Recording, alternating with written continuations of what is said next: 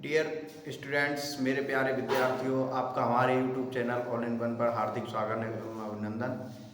जैसा कि आपको पता है, पिछली वीडियो में आपने देखा, मैं रविकांत शर्मा आपको मैथ सब्जेक्ट क्लास 10th की चैप्टर नंबर 1 चल रहा है हमारा, वो आगे कंटिन्यू करेंगे हम।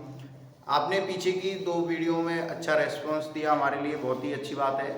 ऐसे ही आगे आपका प्यार हम पे ऐसा ही बना रहे। हमने पीछे की वीडियो में जाना बेसिक के बारे में, कुछ बेसिक चीज़ें जानी कि संख्याएं क्या होती हैं, कि गणना करने के लिए जिन संकेतों का हम प्रयोग करते हैं उनको संख्याएं कहते हैं। संख्याओं के समुच्चयों के बारे में जाना कि संख्याएं के प्रकार, संख्याओं के समुच्चय। प्राकृत संख्या के बारे में जाना, 1 से शुरू होती हैं अनंत तक जाती हैं। पूर्ण संख्या के बारे में जाना कि प्राकृत संख्या में 0 को शामिल कर दिया जाए तो अनंत तक जाती हैं वो भी। उसके बाद में पूर्णांक संख्याओं को 0 और धनात्मक एवं ऋणात्मक प्राकृत संख्याओं को पूर्णांक संख्या कहते हैं। उसके बाद में हमने देखा परिमेय संख्याओं के बारे में कि परिमेय संख्या किसे कहते हैं, कि पूर्णांक बटे पूर्णांक के रूप में जिसे लिखा जा सकता है उसको हम परिमेय संख्या कहते हैं। जिसे p बटे q के रूप में भी लिखा जा सकता है उसको हम परिमेय संख्या कहते हैं। q not equal to 0, q 0 नहीं होना चाहिए।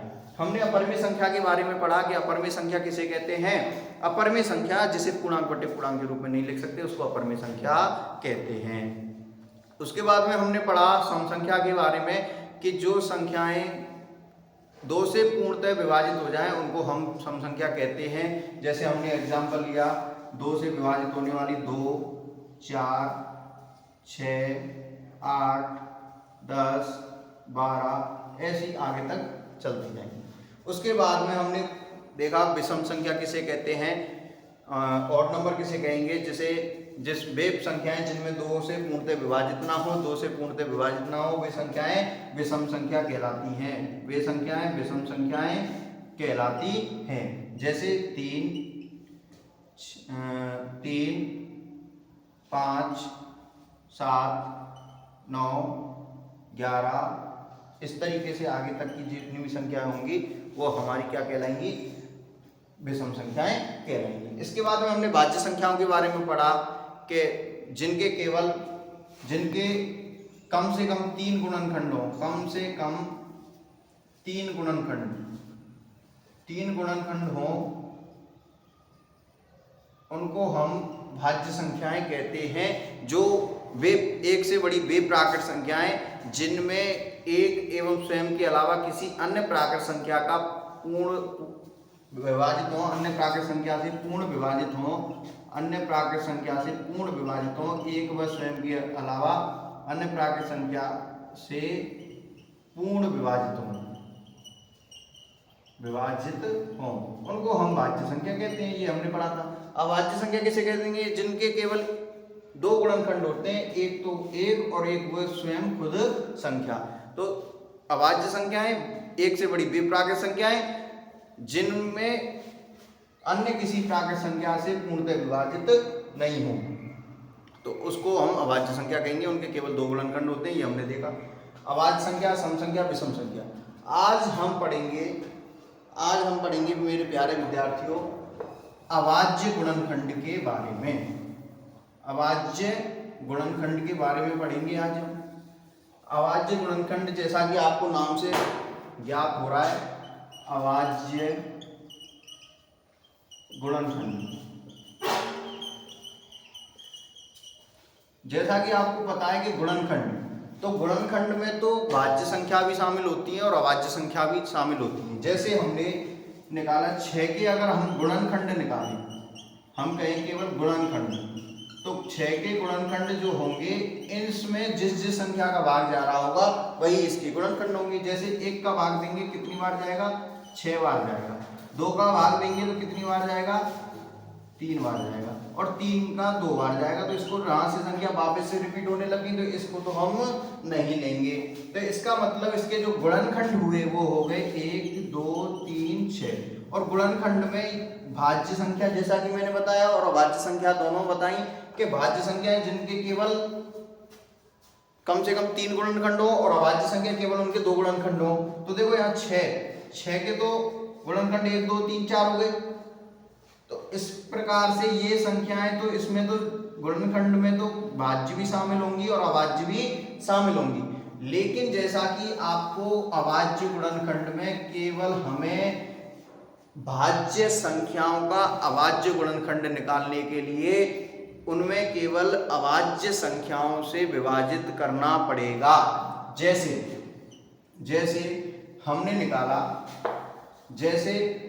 निकाला 112 का अभाज्य गुणनखंड, 112 का अभाज्य गुणनखंड, 112 का अभाज्य गुणनखंड। तो 112 का अभाज्य गुणनखंड कैसे निकालेंगे? देखिए 112 का अभाज्य गुणनखंड निकालने के लिए 112 में केवल अभाज्य संख्या का ही भाग देना पड़ेगा। तो जैसा कि आपको पता है इस तरीके से हम लिखते हैं। अब इसमें 112 में किस संख्या का भाग जा रहा है ये भी आपको पता होना चाहिए कि विभाजकता के जो नियम होते हैं उन नियमों के पता होगा, जब ही हम ये पहचान कर सकते हैं कि इसमें किस किस संख्या का भाग जा रहा है।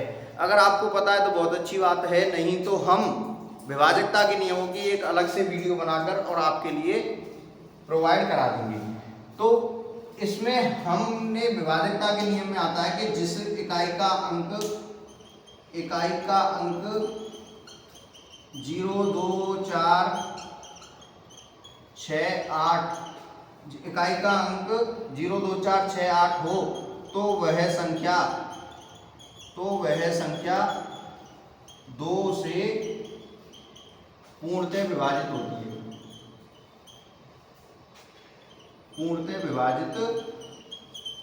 होती है, इस तरीके के 3 का भी विभाजकता का नियम है, 4 का भी है, 5 का भी है।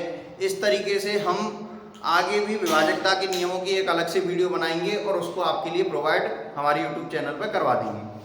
तो अभी तो 2 से विभाजकता का नियम, 3 से विभाजकता का नियम क्या कहता है कि संख्या के अंकों को जोड़ने पर अगर उस संख्या में 3 का भाग जा रहा है तो वो उस संख्या में पूरी संख्या में भी 3 का भाग जाएगा। तो इस तरीके से अब इकाई का अंक 0, 2, 4, 6, इकाई का अंक ये है 2 आ रहा है, तो इसका मतलब इसमें 2 का भाग और जाएगा। अब हमको देखना पड़ेगा 2 भाज्य संख्या है या अभाज्य संख्या है। तो सर 2 अभाज्य संख्या है, केवल 2 के 2 गुणनखंड होते हैं, केवल 1 और 2, और इसमें 1 से बड़ी वो प्राकृत संख्या है जिसमें 1 और स्वयं के अलावा किसी अन्य प्राकृत संख्या का भाग इसमें नहीं जाता है, इसलिए ये सर अभाज्य संख्या है। अब इसमें भाग कैसे देंगे? 2 का भाग देंगे। अब 2 का भाग 112 में कैसे देंगे? जैसे कि हम देते हैं 112 में 2 का भाग दिया, तो 2 का भाग दिया 2 पंजे 10, 1 में से 0 गया तो 1 बच गया, ऊपर से उतार लिया 2, बन गया 12। 2 का भाग दिया 12 में तो 2 छिक्की 12, इस तरीके से। तो ये हमारा आया भागफल 56, तो 56 लिख दिया यहाँ। इसी तरीके से अब 56 में भी हम किसका भाग देंगे? अभाज्य संख्या का, और शुरू में अभाज्य संख्या का कौन सी संख्या का जा रहा है? 2 का भाग जा रहा है, क्योंकि इकाई का अंक 0, 2, 4, 6, 8 हो तो उसमें इकाई का अंक 6 आ रहा है। 2 का भाग दिया 2 दूनी 4, 5 में से 4 गए तो बच गया 1, बन गया ये 16, और 16 में 2 का भाग देंगे तो 2 अट्ठे 16। अब इसमें फिर 2 का भाग देंगे, 2 का भाग दिया 2 में दिया तो 2 एकम 2, 2 में से 2 गए तो बच गए 0, ऊपर से उतारेंगे 8, और 8 में 2 का भाग देंगे तो 2 चौके 8, फिर 2 का भाग देंगे 2 सत्ते 14, और फिर 7 में तो 7 का ही भाग जाएगा। 7 खुद तो एक अभाज्य संख्या है, क्योंकि 7 में अन्य किसी प्राकृत संख्या का भाग नहीं जाता, 1 और स्वयं के अलावा अन्य किसी प्राकृत संख्या का भाग नहीं जाता, वो संख्याएं अभाज्य संख्या कहलाती हैं। तो 7 का भाग दिया 7 एकम 7। तो इसके जो अभाज्य गुणनखंड हुए, देखो सारी अभाज्य संख्याएं आ रही कि नहीं आ रही? 2, 2, 2, 2, 7। तो एक भाज्य संख्या के अभाज्य गुणनखंड केवल अभाज्य संख्या ही होंगी।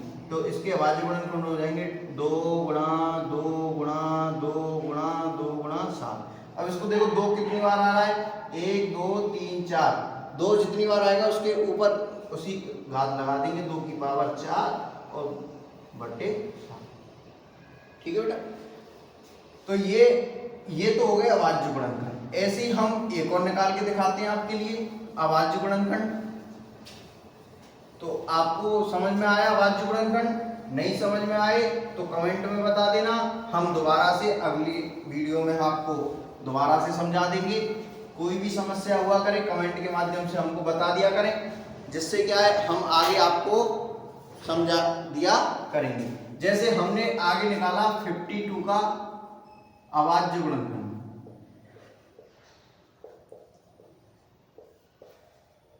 52 का अवाच्य गुणनखंड, 52 का अवाच्य गुणनखंड हम निकालेंगे तो 52 का वैसे ही लिखेंगे 52 52। तो 52 में हम पहले ऐसी अभाज्य संख्या का भाग दो सबसे छोटी अभाज्य संख्या का, सबसे छोटी अभाज्य संख्या का भाग दिया तो सबसे छोटी अभाज्य संख्या होगी 2। तो 2 का भाग देके देखो इसमें 2 का जा रहा है कि नहीं जा रहा है। इकाई का अंक 0 2 4 6 8 हो तो उसमें 2 का भाग जाता है, तो 2 का भाग इसमें जाएगा।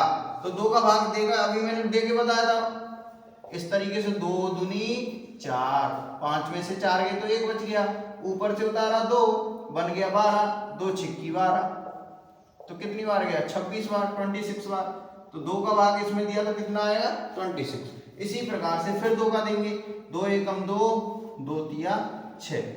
अब देखो 13 एक खुद एक अभाज्य संख्या है, 13 खुद एक अभाज्य संख्या है, तो 13 में 13 का भाग जाएगा और 13 बन जा 13 आ जाएगा। तो इसके जो अभाज्य गुणनखंड होंगे वो होंगे बेटा 2 मल्टीप्लाई 2 मल्टीप्लाई 13, तो 2 की पावर 2 मल्टीप्लाई 13। इसके अभाज्य गुणनखंड क्या हो जाएंगे 2 की पावर 2 गुणा 13। ठीक है बेटा, इस तरीके से मुझे लगता है कि आपको अभाज्य गुणनखंड समझ में आया होगा। और एक और सवाल लेते हैं आपके लिए अभाज्य गुणनखंड का। 160 का अभाज्य गुणनखंड, 160 का अभाज्य गुणनखंड, 160 का अभाज्य गुणनखंड निकालेंगे तो 160, इसमें भी 2 का भाग जाएगा क्योंकि 0 2 4 6 8 हो इकाई का अंक, तो उसमें 2 का भाग जाता है। देखो 160 में भाग देंगे 2 का, 2 अट्ठे 16, बचा 0, यहाँ 0, ये आगे 0, तो 80।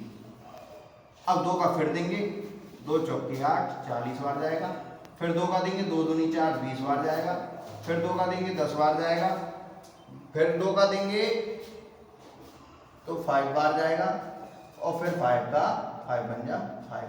तो 2 मल्टीप्लाई 2 मल्टीप्लाई 2 मल्टीप्लाई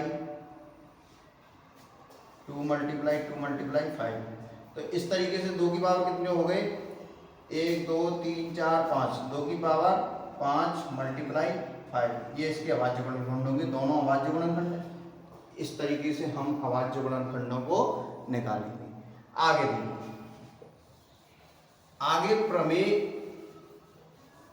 उससे पहले एक चीज और कि आपके प्रीवियस ईयर में एक क्वेश्चन आया, पुराने पेपरों में एक क्वेश्चन है, उसको देखते हैं हम कि उस क्वेश्चन के बारे में हम जानेंगे कि वो क्वेश्चन क्या है। आपका क्वेश्चन है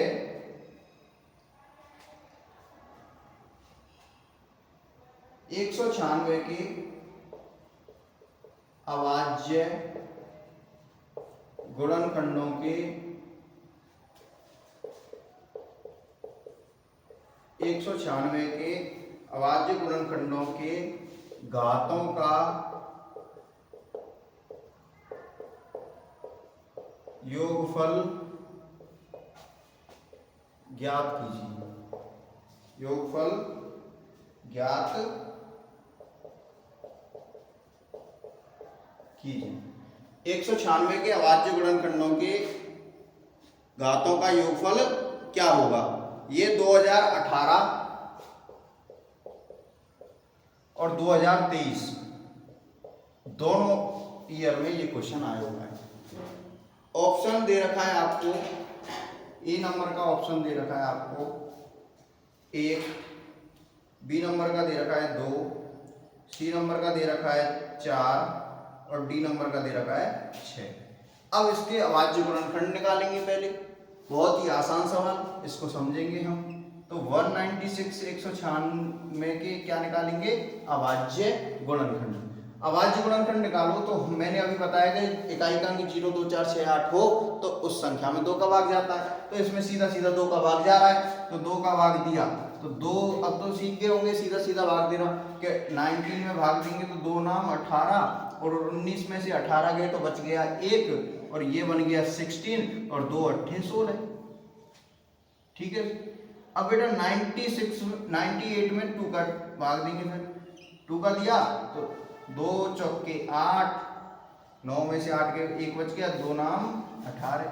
अब फिर देंगे 7 का, 7 7 49, क्योंकि 49 में 9 और 4 जोड़ के देखो तो कितना आ रहा है 13, 13 में 3 का भाग नहीं जाता, 4 को हम लेंगे नहीं क्योंकि 4 एक भाज्य संख्या है और फिर भी 4 का भाग इसमें जा नहीं रहा और 4 वैसे भी भाज्य संख्या है। 5 का इसमें जा नहीं रहा, 5 का भाजकता का नियम कहता है कि इकाई का अंक 0 और 5 हो तो उसमें उस संख्या में 5 का भाग जाता है। 6 का हम लेंगे नहीं क्योंकि 6 एक भाज्य संख्या है, 7 का भाग जा रहा है तो 7 7 49, 7 1 हम 7। इसके जो गुणनखंड हो गए 2 गुणा 2 गुणा 7 गुणा 7, तो इसके 2 की पावर 2 और 7 कितनी बार आ रहा है 7 की पावर 2। अब इसके अभाज्य गुणनखंडों की घातों का योगफल, तो घात कौन कौन सी है 2, 2 की पावर 2 आ रही है तो 2 और 7 की पावर भी 2 आ रही है तो 2 और 2 और 2 कितने हो जाएंगे 4। तो इसका जो आंसर होगा बेटा C option, option number C right answer, 4 answer हो जाएगा इसका। इस प्रकार के सवाल बहुत ही सरल सवाल आपके एग्जाम में आते हैं और अभाज्य गुणनखंडों से संबंधित। अब आगे हम बात करेंगे प्रमेय की। प्रमेय 1.1 कि प्रमेय 1.1 आपकी क्या कहती है। जैसा कि आपको, मुझे लगता है कि आपको ये समझ में आया होगा, पहली वीडियो दूसरी वीडियो जो देखी आपने। आगे प्रमेय 1.1 क्या कहती है आपको।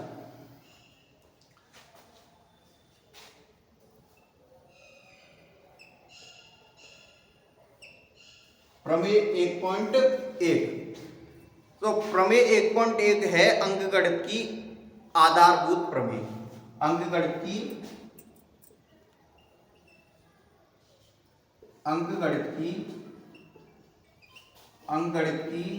आधारभूत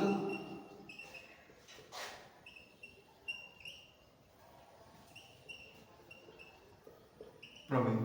अंकगणित की आधारभूत प्रमेय क्या कहती है, एनसीईआरटी के अनुसार अंकगणित की आधारभूत प्रमेय कहती है कि किसी भाज्य संख्या को अभाज्य संख्याओं के किसी भाज्य संख्या को अभाज्य संख्याओं के गुणनफल के रूप में व्यक्त संख्याओं के गुणनफल के रूप में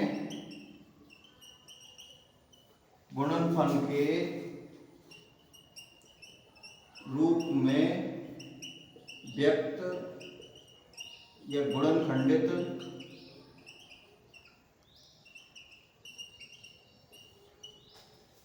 व्यक्त किया जा सकता है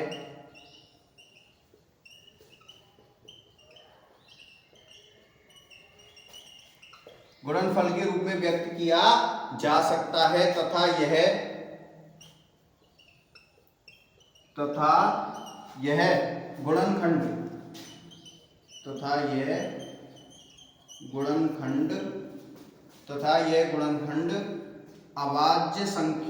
अभाज्य गुणनखंड के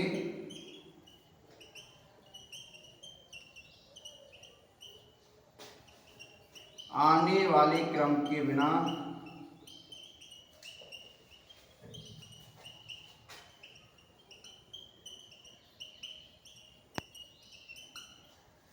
अद्वितीय है। ये तो आपकी एनसीईआरटी की लैंग्वेज भाषा के किसी भाज्य संख्या को अभाज्य संख्याओं के गुणनफल के रूप में व्यक्त या गुणनखंडित किया जा सकता है तथा यह गुणनखंड अभाज्य गुणनखंड के आने वाले क्रम के बिना अद्वितीय है। जैसा कि हमने अभी पीछे एग्जाम्पलों में देखा कि इस प्रमेय का मतलब क्या है कि भाज्य संख्या ये भाज्य संख्या कौन सी होती हैं? जिनमें एक से बड़ी वे प्राकृत संख्याएं जिनमें एक व स्वयं के अलावा अन्य किसी प्राकृत संख्या से पूर्णतः विभाजित हो तो वो भाज्य संख्या कहलाती है। तो भाज्य संख्या जैसे कि हमने पीछे निकाला 160 का अभाज्य गुणनखंड निकाला, तो अभाज्य संख्याओं के गुणनफल के रूप में व्यक्त किया जा सकता है। वो केवल ये कह रहा है। तो देखो 2 का भाग दिया 2 8 16, 2 का दिया 2 चौके 8, 2 का फिर दिया तो 20 बार, 2 का फिर दिया तो 10 बार, और 2 का दिया तो 5 बार, और 5 का दिया तो 1 बार। तो ये हो गया 2 मल्टीप्लाई 2 मल्टीप्लाई 2 मल्टीप्लाई 2 मल्टीप्लाई 2, तो 5 और मल्टीप्लाई 5। तो इस तरीके से ये सारी, ये भी अभाज्य, ये भी अभाज्य, ये भी अभाज्य, ये भी अभाज्य, तो भाज्य संख्या को अभाज्य संख्या के गुणनफल के रूप में व्यक्त किया जा सकता है। ये अंकगणित की आधारभूत प्रमेय प्रमेय 1.1 ये कह दिया। ये जैसा कि आपको समझ में आ गया होगा। ये भी आगे हम बात करेंगे HCF और LCM। HCF और LCM